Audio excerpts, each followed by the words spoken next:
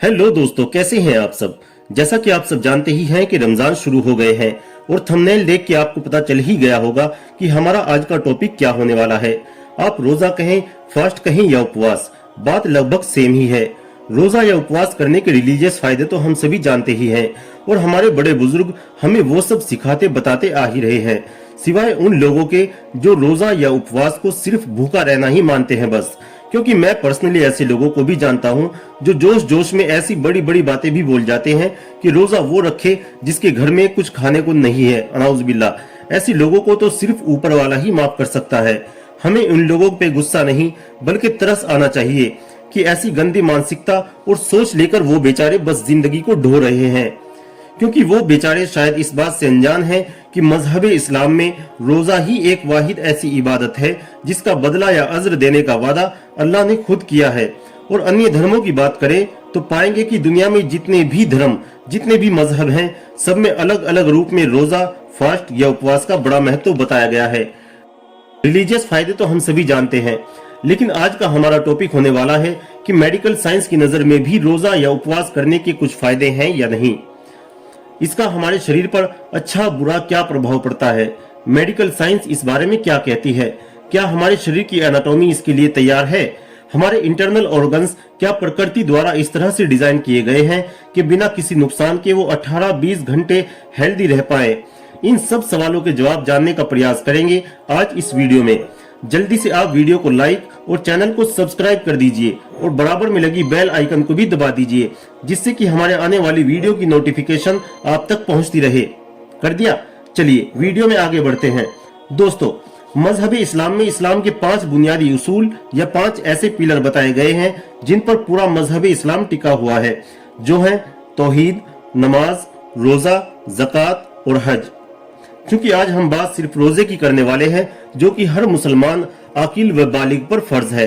आकिल मतलब जो अक्ल रखता हो, पागल या मजनू ना हो, और बालिग मतलब 12 साल का हो चुका हो। वैसे तो रोजा या उपवास हर इंसान अपनी अपनी धार्मिक मान्यताओं के अनुसार अपनी आस्था, विश्वास और ईमान की वजह से ही रखता है। इस्लामिक किताबों और अहादीस में रोजे का बहुत बड़ा सवाब रखा गया है, जिसे अजर अजीम कहते हैं, और दीनी एतबार से रोजे के बहुत से ज्यादा फायदे बताए गए हैं। लेकिन क्या करें, इंसान है ही बहुत मतलबी, इसे जो चाहिए अभी के अभी चाहिए, आंखों के सामने चाहिए। इसलिए कुछ ऐसे हेल्थ बेनिफिट की बात करेंगे जिन्हें हम अपने शरीर में देख सकते हैं, महसूस कर सकते हैं। हाल ही में हुए एक रिसर्च के मुताबिक रोजे रखने से इंसान के शरीर में बहुत से अच्छे बदलाव देखने को मिलते हैं। रोजा रखने से हार्ट अटैक और कैंसर जैसी बड़ी बीमारियों का खतरा बहुत कम हो जाता है। ये बात भी आपको हैरान कर सकती है कि मेडिकल साइंस में 2016 में नोबेल पुरस्कार पाने वाले जापानी साइंटिस्ट योशिनोरी ने अपनी एक स्पीच में ये दावा कर दिया कि उसने कैंसर जैसी बड़ी बीमारी का इलाज ढूंढ लिया है। जब एक प्रेस कॉन्फ्रेंस में उनसे इस बारे में पूछा गया कि आखिर वो क्या दवाई या क्या तरीका है जिससे कैंसर जैसी बड़ी बीमारियों को भी मात दी जा सकती है, तो योशिनोरी ने बताया कि इसका एक ही तरीका है कि आप कम से कम खाना खाएं और लगभग 15-20 घंटों तक अपने आप को भूखा रखें, और ये प्रक्रिया लगातार 4 हफ्तों तक जारी रखें। योशिनोरी के मुताबिक जब आपका शरीर लंबे टाइम तक भूखा रहता है तो वो शरीर में मौजूद एक्स्ट्रा डेड सेल्स या कोशिकाओं को या जहरीले जरासीम्स को एनर्जी के लिए खाना शुरू कर देता है और बीमारी के वायरस धीरे धीरे कम होना शुरू हो जाते हैं।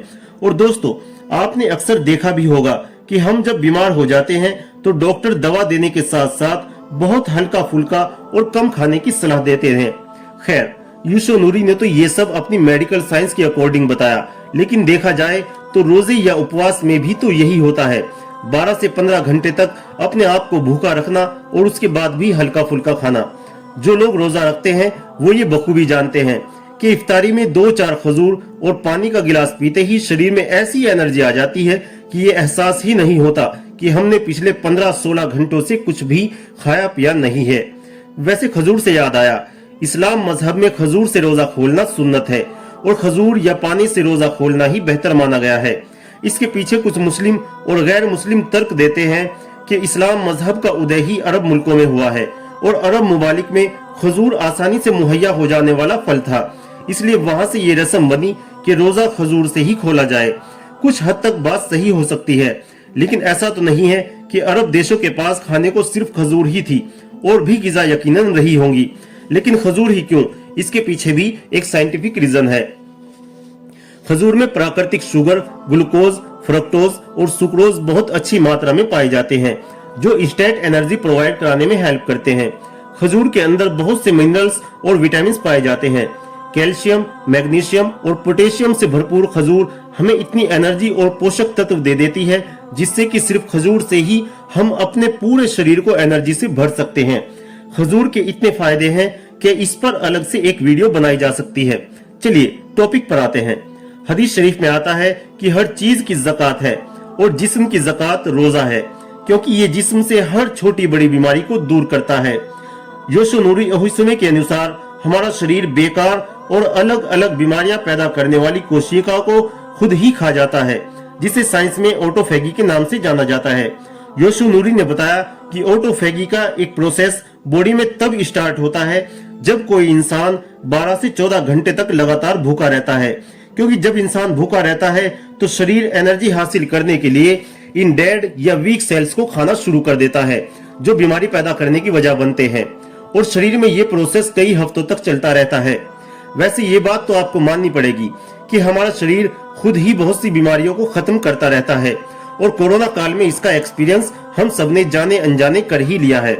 हम में से ना जाने कितने ही लोगों को कोरोना हुआ भी और सही भी हो गया, और हमें पता भी नहीं चला। रोजा रखने का एक सामाजिक और मानसिक फायदा भी आपको बताता चलूं।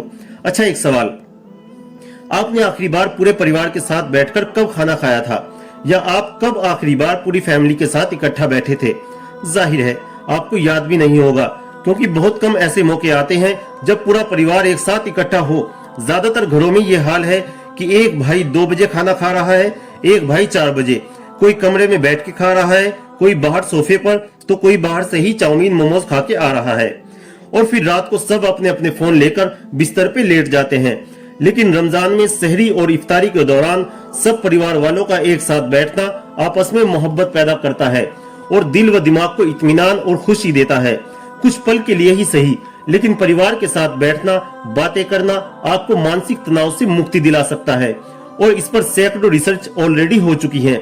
3 से 4 हफ्तों तक रोजा या उपवास रखने से आपके शरीर में गुड कोलेस्ट्रॉल बढ़ता है और बैड कोलेस्ट्रॉल आहिस्ता आहिस्ता कम होना शुरू हो जाता है, जिससे कि हार्ट अटैक का खतरा काफी हद तक कम हो जाता है, क्योंकि 90% केसेस में हार्ट अटैक की मेन वजह बढ़ा हुआ बैड कोलेस्ट्रॉल यानी LDL और ट्राइग्लिसराइड ही होता है। और ये एक्सपीरियंस मैं पर्सनली अपने ऊपर देख चुका हूँ, जब लास्ट ईयर मेरा कोलेस्ट्रॉल 253 के ऊपर पहुंच गया था। जो लोग पूरे साल पान, बीड़ी, सिगरेट, गुटखा वगैरह छोड़ना चाहते हैं, लेकिन चाह के भी नहीं छोड़ पाते, रमजान उन्हें खास मौका देता है ये सब बुरी आदतें छोड़ने का, बशर्ते आप ये सब छोड़ना चाहते हो और आपकी विल पावर इतनी मजबूत हो तो। वैसे छोड़ने वाले तो दुनिया छोड़ देते हैं, फिर ये पान, बीड़ी, सिगरेट, गुटखा जैसी फालतू चीजें क्यों नहीं। रोजा सिर्फ भूखा रहने का नाम नहीं है, और अहादीस में आता है कि आपके शरीर के हर आज़ा यानी हर बॉडी पार्ट का रोजा होता है। आंख का रोजा ये होता है कि किसी भी बुरी चीज को देखने से बचो। जुबान का रोजा, जुबान से किसी बुरी की बात को मत कहो, कान से कोई बुरी बात मत सुनो, हाथ से बुरा काम करने से बचो, पैरों को गलत रास्ते पर ले जाने से रोको। और यकीन जानो, आप जब 30 दिनों तक लगातार इस प्रैक्टिस में रहते हो तो सामाजिक तौर पर तो एक बेहतर इंसान बनते ही हो। आपका मेंटल फोकस भी इतना हाई हो जाता है कि आप सोच भी नहीं सकते। आप अपने आप को मोटिवेटेड फील करते रहते हो। आपके माइंड को ये मैसेज जाता है कि आप अगर ये सब बुराइयों से अपने आप को रोक सकते हो तो आप कुछ भी कर सकते हो। आप अगर 30 दिनों तक सही तरीके से पूरे उसूलों आदाब के साथ रोजे रखते हो तो आपकी विल पावर इतनी मजबूत हो सकती है जिसका आपको अंदाजा भी नहीं है। वैसे अच्छी आदतें डालने और बुरी आदतें छोड़ने का एक साइंटिफिक फॉर्मूला भी है, जिसे 21/90 के नाम से जानते हैं, जिस पर मैं जल्दी ही एक कंप्लीट वीडियो आपके सामने लेकर आने वाला हूँ। रोजा रखने से बालों का झड़ना काफी हद तक कम हो जाता है और स्किन पे एक अलग ही चमक आ जाती है, जो किसी साबुन या फेस वॉश से भी नहीं आ सकती। और जो लोग रोजा रखते हैं वो इस बात को एक्सपीरियंस कर ही सकते हैं। दोस्तों, हमारा शरीर भी एक मशीन की तरह ही काम करता है। अगर किसी मशीन को लगातार गलत तरीके से चलाते हैं तो एक ना एक दिन उसका खराब हो जाना तय है और फिर उस मशीन की सर्विस करना जरूरी हो जाता है। उसी तरह से 11 महीने गलत तरीके से गलत खान पान से हमारे शरीर में जो एक्स्ट्रा कैलोरी फैट के रूप में स्टोर हो जाती है और लगातार गलत खान पान से हमारे लीवर और किडनी पर जो एक्स्ट्रा प्रेशर आता है उसे मेंटेन करने में रोजे एक बड़ी भूमिका निभाते हैं। जो लोग मोटापे से परेशान हैं और मोटापा कम करना चाहते हैं उनके लिए रमजान एक सुनहरा मौका है। इबादत के साथ साथ आप अपना वजन भी कम कर सकते हैं। कैसे? इस पर जल्दी ही एक बढ़िया सी वीडियो आपके लिए लेकर आऊंगा। तभी तो कहता हूं दोस्त कि चैनल को सब्सक्राइब करके बेल आइकन को दबा दिया करो, जिससे कि आपको आने वाली हर वीडियो का पता चलता रहे। रोजा रखने से हमारे डाइजेस्टिव सिस्टम में मौजूद enzymes, amylase, lipase, Biles, gastric juices आदि कंट्रोल में रहते हैं। रोजे का असर इंसान के पूरे शरीर पर पड़ता है। ये एक तरह की ऐसी प्रक्रिया है जो इंसान के शरीर को बीमारियों से पाक कर देती है। रोजा न सिर्फ हमारी मेटाबॉलिक हेल्थ को सुधारने में हमारी हेल्प करता है, बल्कि शुगर और इंसुलिन लेवल को मेंटेन करने में भी सहायक है। साइंटिस्ट का मानना है कि जिन लोगों के हाथों पैरों में सूजन रहती है, जो कि शरीर में बड़ी बीमारियों का आने का संकेत है, उन लोगों के लिए रोजा रखना किसी वरदान से कम नहीं है। रोजा रखने से न सिर्फ हमारा इम्यून सिस्टम मजबूत होता है, बल्कि ये हमारी बॉडी में WBC यानी व्हाइट ब्लड सेल्स को बढ़ाने में भी मदद करता है और ये व्हाइट ब्लड सेल्स ही हमारे शरीर में बीमारियों को आने से रोकती हैं। जो लोग रेगुलरली रोजे का एहतमाम करते हैं उन्हें टाइप 2 डायबिटीज जैसी घातक बीमारियों की रोकथाम में मदद मिलती है।